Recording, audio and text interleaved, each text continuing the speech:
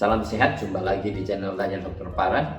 Video kali ini saya akan menjawab pertanyaan dari Yesi di Padang. Yesi di Padang yang bertanya, "Dok, ibu saya mempunyai tekanan darah tinggi dan mengalami gagal ginjal ya. Kemudian sekarang terdiagnosa menderita perianal fistula atau fistula ani di anusnya. Kemudian dokter menyarankan untuk operasi, tetapi ibu saya menolak operasi. Ini terus bagaimana ya?"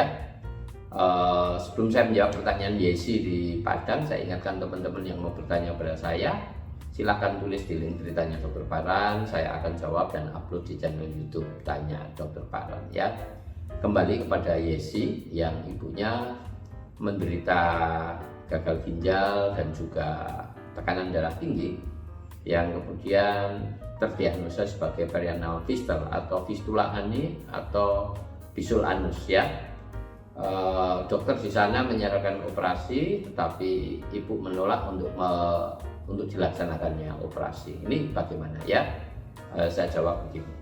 Jadi kalau kita mengalami gagal ginjal dan hipertensi ya, tekanan darah tinggi, kemudian kita mengalami fistula, ya tidak usah buru-buru operasi. Kalaupun tidak operasi, menolak operasi ya tidak apa-apa, itu hak pasien ya. Cuma kalau tidak dioperasi, bisul yang namanya fistula atau bisul anus itu dia akan kambuh-kambuhan.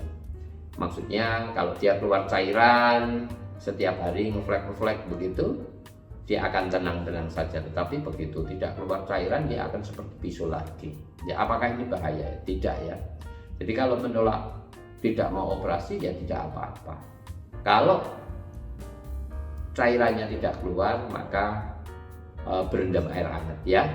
Ember, kasih air hangat, kita berendam supaya pembengkakannya di tepi anusnya kempes, kemudian cairannya keluar, kita enak lagi, dan seterusnya begitu, sehingga kita tidak banyak memerlukan obat, apalagi kalau kita mengalami gagal ginjal. Jadi tidak perlu banyak-banyak obat yang diminum, baik obat nyeri atau antibiotik ya. Kalau kita dengan fistula seperti itu, kalau mulai nyeri lagi, mulai bengkak lagi, berendam air hangat saja.